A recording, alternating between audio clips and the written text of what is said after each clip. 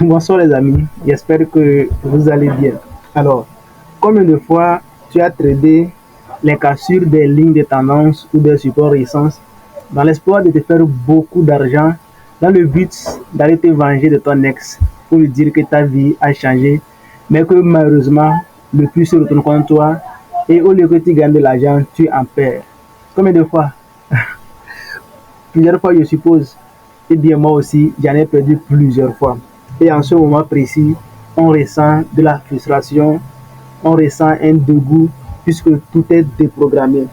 Alors, quel que soit votre niveau en trading, vous ne pourrez pas éviter totalement les fausses cassures. Mais on peut quand même arriver à minimiser les pertes issues des fausses cassures grâce à la connaissance, grâce à certaines techniques.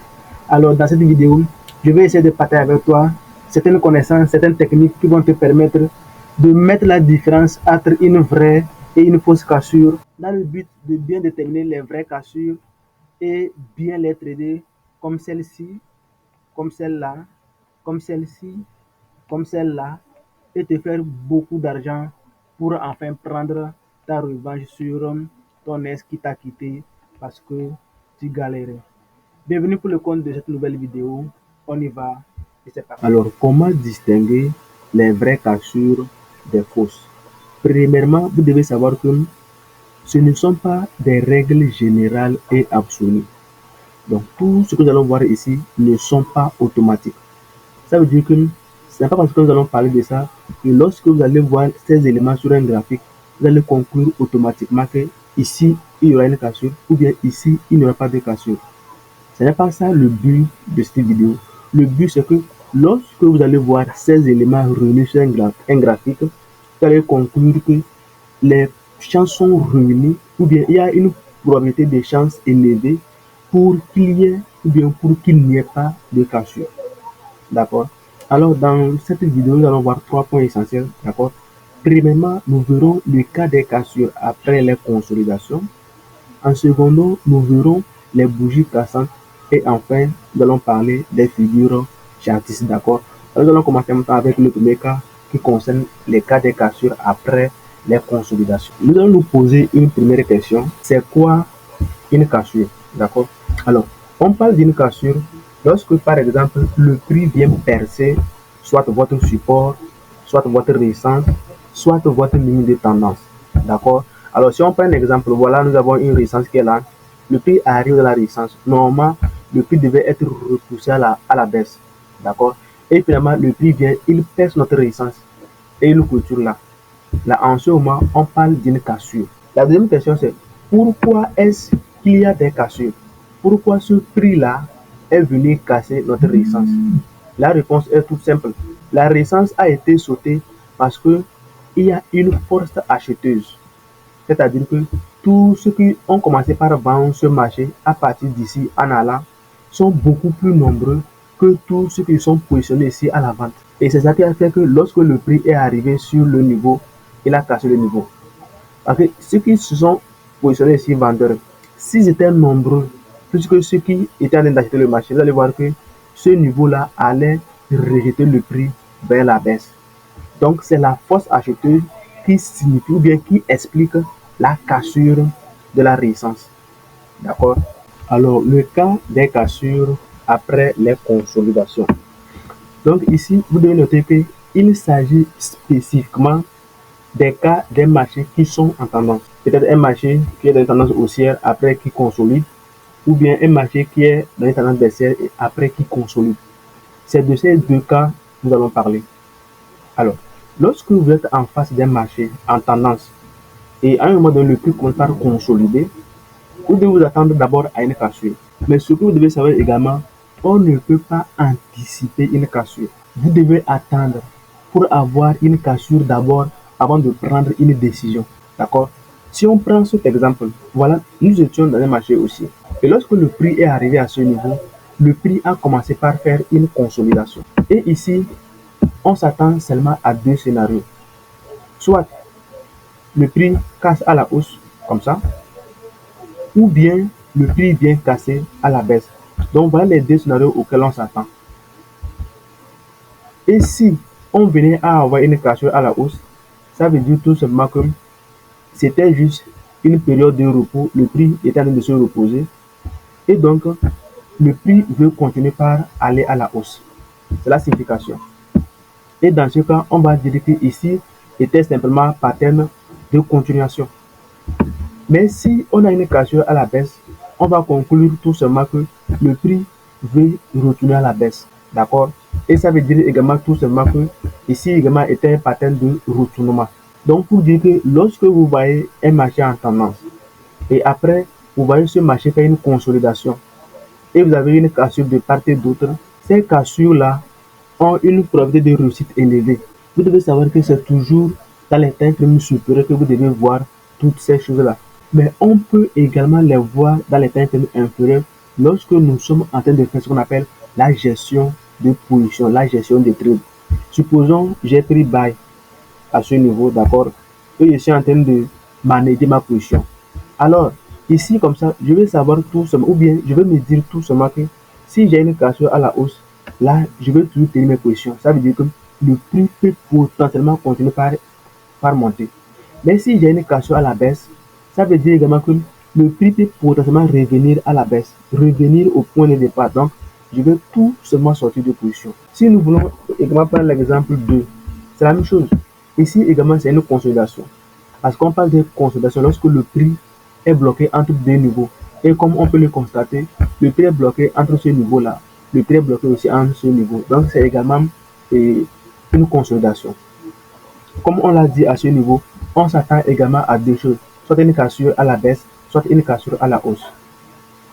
Et lorsqu'on a également une cassure à la hausse, d'accord, on va se dire que c'était un pattern de continuation et donc le prix va continuer par monter.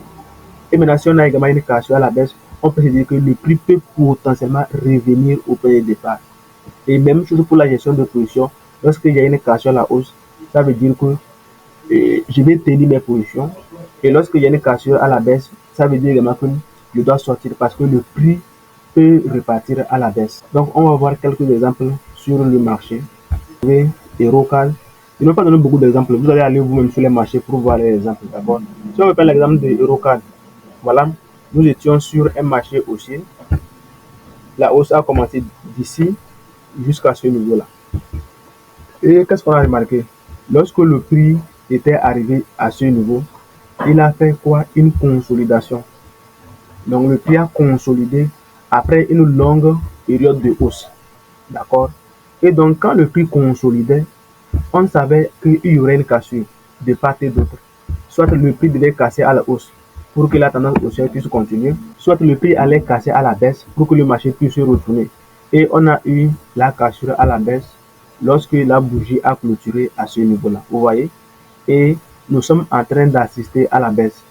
On ne sait pas cette baisse-là, elle va prendre fin à quel niveau, mais l'information c'est que cette baisse-là a une probabilité de réussite très élevée. D'accord? Et surtout que nous sommes encore sur la time frame weekly.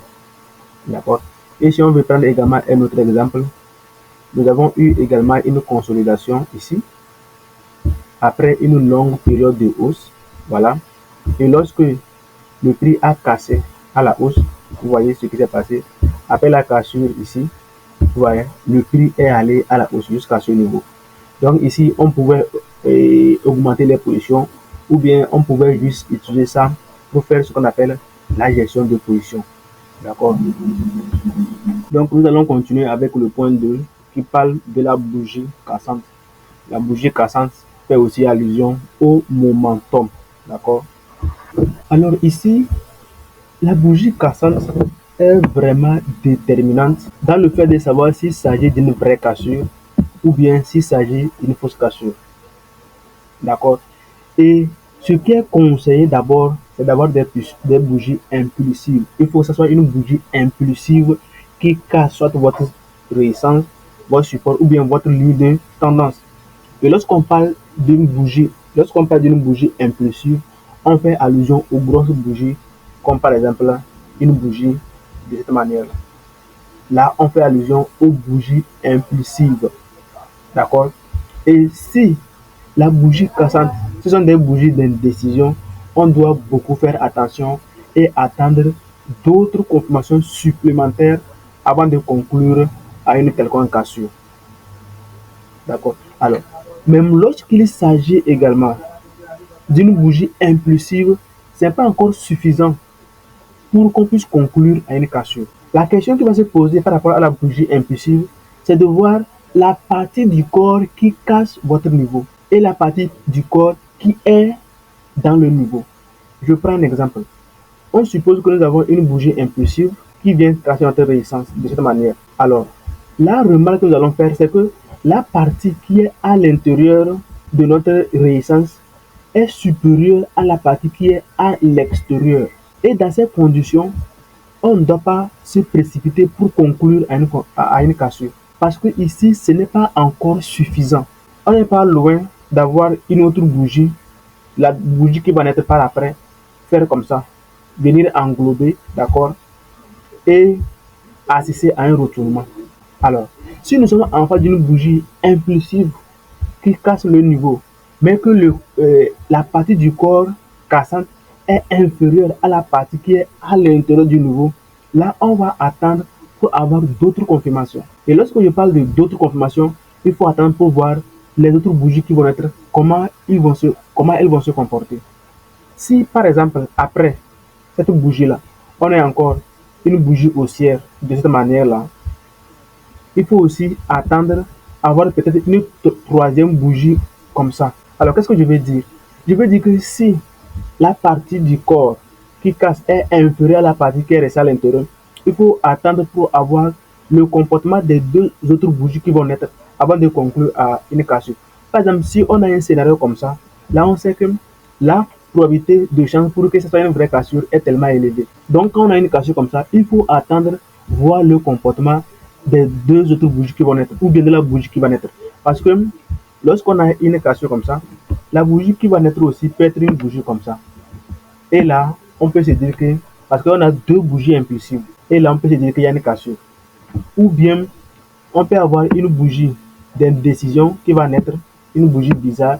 Là, on va attendre obligatoirement pour voir le comportement de la troisième bougie. Et elle peut être une bougie impulsive. Quel que soit le type de bougie qui va naître, il suffit qu'on puisse avoir au moins trois bougies qui cassent le niveau. Là, on va conclure à une cassure. Maintenant, si par exemple, on a eu une cassure comme celle-ci, voilà, la partie du corps, la bougie cassante, ou bien la partie du corps qui casse, est supérieure à la partie du corps qui est à l'intérieur. Là, ici, on peut conclure tout simplement à une cassure. Alors, les autres cas qui ne sont pas évoqués, vous devez maintenant faire très attention parce qu'il peut s'agir tout simplement d'une fausse cassure. Vous voyez. Donc, ces éléments-là vont aller également se rejoindre à la première théorie sur les consolidations et les cassures. Parce que tous marchent ensemble. D'accord? Si on veut prendre un exemple sur le marché, nous sommes avec l'eurocard sur la time frame daily. D'accord? Nous avons eu notre résistance, notre support plutôt, quelque part ici. Voilà notre support qui a été cassé. Quand il a été cassé, vous voyez la bougie qui a cassé, la bougie cassante. La partie du corps qui casse est supérieure à la partie qui est restée à l'intérieur. Et ici, même avec la seule cassure, on pouvait s'attendre à une vraie cassure. Avec la seule bougie, on pouvait quand même s'attendre à ce que ça soit vraiment une cassure. Parce qu'on a eu la partie cassante qui est supérieure à la partie qui est restée à l'intérieur. D'accord? Et si on veut également jeter un coup d'œil ici, je pense que ça c'est une ligne de tendance. Voilà, on pouvait avoir aussi une ligne de tendance de cette manière-là. Et vous-même regardez également ce qui s'est passé. Quand on observe la bougie cassante, on se rend compte tout simplement que c'était une vraie cassure. Parce que ce qui est resté à l'intérieur par rapport à ce qui est à l'extérieur, c'est significatif. Et ici, on devait s'attendre tout simplement à une cassure. Donc, un autre exemple toujours sur l'eurocard. Vous voyez également ici la bougie cassante. Voilà. Vous voyez la bougie cassante. Euro JPY. Donc, on pouvait avoir également une ligne de tendance comme ça. Vous voyez. Donc, lorsqu'on a eu cette ligne de tendance, la première cassure, la bougie cassante, la première bougie là, ce n'est pas une bougie impulsive. Là, on devait encore espérer. Et lorsque la deuxième bougie est venue, ça c'était une bougie impulsive. Et là, on devait tout simplement savoir que nous sommes en face d'une cassure. Et donc, il y avait possibilité pour que le prix puisse retourner. Et comme vous pouvez le voir, actuellement, Euro du tout est à la baisse. Donc, on peut se dire que potentiellement, le prix peut revenir jusqu'à ce niveau. Alors, les amis, nous allons terminer avec les figures chartistes. D'abord, ce que vous devez savoir, c'est que nous ne sommes pas ici pour étudier les figures chartistes. D'accord? Nous sommes là pour vous dire à quel point quelqu'un qui traite les supports et les résistances doit maîtriser les figures chartistes. Parce que les cassures au niveau des figures chartistes là est tellement capital. Et les cassures au niveau des figures chartistes ont un taux de réussite tellement élevé par rapport aux autres types de cassures qu'on peut rencontrer un peu partout sur un graphique boursier. D'accord? Alors, lorsque je dis que celui qui traite les supports et les résistances doit maîtriser les figures chartistes, je ne parle pas en termes de nom. Épaule, tête, épaule, double top, double bottom, un canal, un biseau, un triangle. Je ne parle pas en termes de nom. Je parle en termes de savoir que ça, c'est une figure chartiste. Ça, c'est une figure chartiste. Alors, savoir que la figure que j'ai en face est une figure chartiste suppose que, ou bien, on doit les connaître de façon schématique. On sait que schématiquement, un canal se comporte comme ça, un biseau c'est comme ça, un double c'est comme ça. Donc on doit les connaître de façon schématique.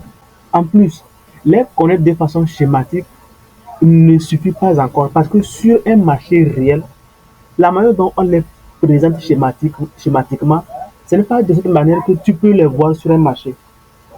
Mais c'est à toi de faire un effort pour savoir que ce que le marché est en train de former là, ça fait allusion à telle figure chartiste. Ça fait allusion à telle figure chartiste. C'est difficile de voir ça sur le marché exactement comme on le représente de façon schématique. D'accord? Et même si on ne connaît pas les noms, on doit savoir que toutes ces figures ont au moins trois points communs. Et maintenant, c'est les trois points communs là qu'on doit maîtriser. Alors, quels sont les trois points communs qu'on peut rencontrer au niveau des figures chartistes? Le premier point commun qu'on peut rencontrer au niveau des figures chartistes, c'est d'abord une consolidation. Vous voyez, ça rejoint un peu le premier point. C'est une consolidation. Et vous savez, lorsqu'on parle de consolidation, j'avais déjà montré un exemple. La consolidation peut être de cette manière-là, parce que le prix est bloqué entre deux niveaux. Vous voyez ça, c'est une consolidation. D'accord? On peut avoir une consolidation aussi de cette manière.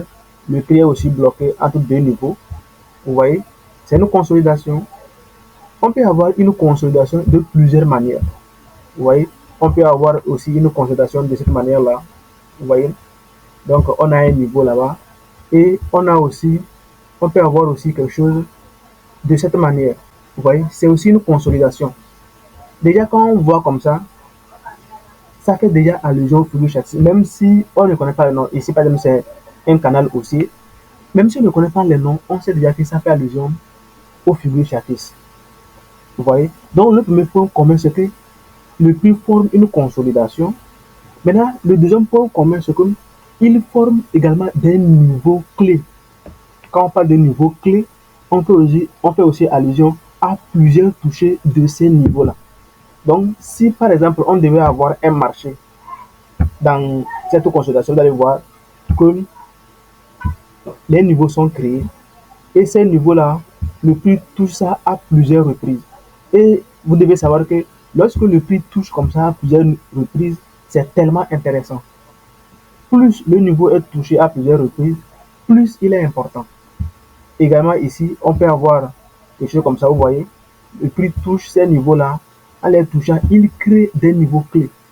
Et maintenant, les yeux vont être fixés sur ces niveaux clés pour attendre une éventuelle cassure. Vous voyez? Et également ici, c'est la même chose. Vous allez voir également que le prix va faire quelque chose comme ça.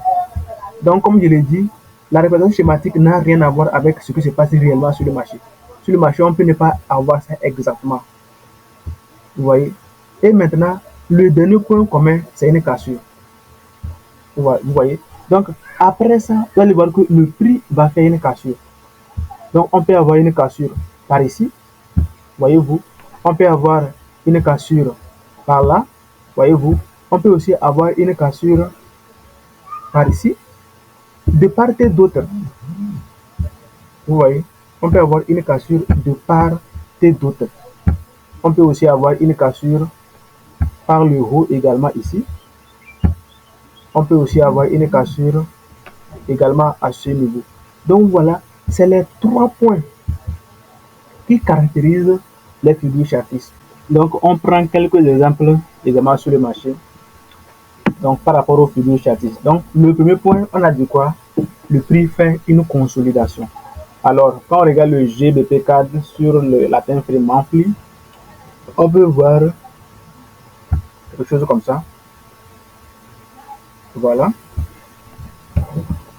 Et on peut avoir aussi quelque chose comme ça. D'abord, c'est la consolidation. Le prix est bloqué entre les deux niveaux.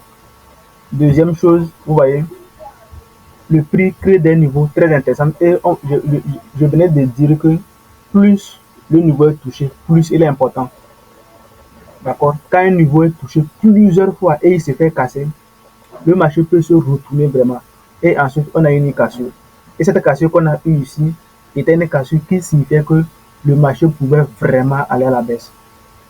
Et ça, en même temps, c'est une figure chartiste. Même si tu ne connais pas le nom, en même temps, tu sais que tu es en face d'une figure chartiste. Donc, si on prend également un autre exemple, nous sommes toujours avec le GBP4 et ça, c'est ce qui est en train de se passer actuellement.